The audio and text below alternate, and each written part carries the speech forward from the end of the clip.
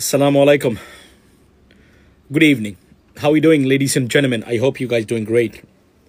মনে আছে গতকালকের ভিডিও এবং সব জায়গাতে আলোচনার বিষয় যে ঢাকা এয়ারপোর্টের কার্গো ভিলেজে যে আগুন লেগেছে সেটা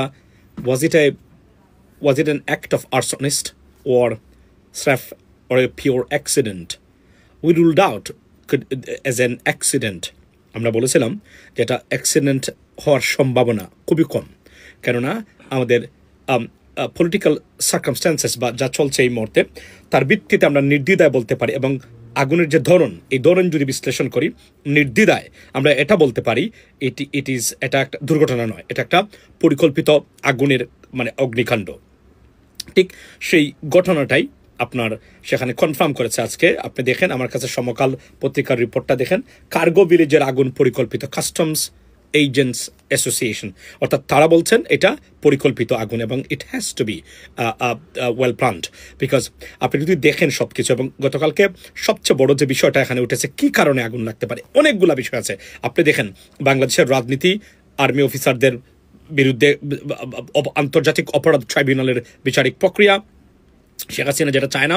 এরপরে হচ্ছে আপনি যদি দেখেন যে নির্বাচন গণিয়ে আসা, তারপরে আপনার পাকিস্তানের সাথে সামরিক ডিল, তুরস্কের সাথে সামরিক ডিল, তারপরে আপনার হচ্ছে চীনের সাথে সামরিক ডিল, সব কিছু মিলে আপনি যদি দেখেন, এবং হাসিনার অপরাধের বিচারের প্রক্রিয়া একদম কাছাকাছি চলে আসা, সব কিছু মিলে। এবং এবাবল সবচেয়ে গুরুত্বপূর্ণ যে বিষয়টা তারা বলছেন সেটা হলো যে আপনারা জানেন যে বাংলাদেশের ট্রান্সশিপমেন্টের যে চুক্তি, যেটা ভারতীয় বন্দর ইউজ করে করা হতো, সেটা তারা বাতিল করেছিল। তারা মনে করেছিল বাংলাদেশের রপ্তানি মুখ থুবড়ে পড়বে, কিন্তু বাংলাদেশের এই সরকারের কিছু মানুষের প্রচেষ্টায় সেটা ঘুরে দাঁড়িয়েছিল।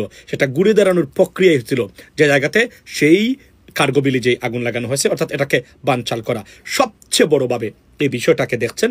সুতরাং রাজনৈতিক, অর্থনৈতিক, সামাজিক সব কিছু মিলে আপনি যদি দেখেন এটা যে পরিকল্পিত হত্যাকাণ্ড, এটাই এটা সুস্পষ্টভাবে প্রমাণিত। আমি আপনাকে বলি, যদি আমাদের দেশে আমরা যদি ঐক্যবদ্ধ না থাকতাম, তাহলে আরো বড় ধরনের আরো ঘটনা অনেকেই ভারত বা এই যে কুচক্রী মহল যারা আছে তারা এটা ঘটাতো। কেন? শুধুমাত্র মানুষের ঐক্য এখনো যে আছে এত কিছুর পরেও, এই ঐক্যটার কারণেই, যদিও জামাত বিএনপির ঐক্যটাকে তারা মোটামুটি ধ্বংস করে দিয়েছে, এটা পরিকল্পনার অংশ, they were successful because these are naive politicians. তারা এটা বুঝতে ব্যর্থ হয়েছেন এবং দেশপ্রেমের অভাব থাকার কারণেই মূলত তারা সাকসেসফুল হয়েছেন। এরপরে যা আছে সেটার বয়েই এটা হিতে বিপরীত হতে পারে। এজন্য তারা এখন পর্যন্ত আরো বড় ধরনের নাশকতার দিকে যাচ্ছে না হলে হয়তো বাংলাদেশ এখন পুড়ত। আর আগুন সব জায়গাতেই দেখা যেত। সেটা হতে পারে বাস্তবিক আগুন, রাজনৈতিক আগুন, হত্যাকাণ্ডের আগুন, বিশৃঙ্খলার আগুন, সব ধরনের আগুনেই বাংলাদেশ পুড়ত এখন। শুধুমাত্র রাজনৈতিক ঐক্যটা ধরে এখনো কিছুটা ঐক্য থাকার কারণে মানুষের ভিতরে, মানুষ আওয়ামী লীগ এবং ভারতীয় আগ্রাসনের বিরুদ্ধে এখনো যে ইউনিটি বজায় রেখেছে, সেটাই হলো তাদের আতঙ্কের কারণ। না হলে আরো বড় ধরনের ঘটনা ঘটাতো তারা ইতিমধ্যেই। ভালো থাকবেন। Will keep updating you about this subject, ladies and gentleman.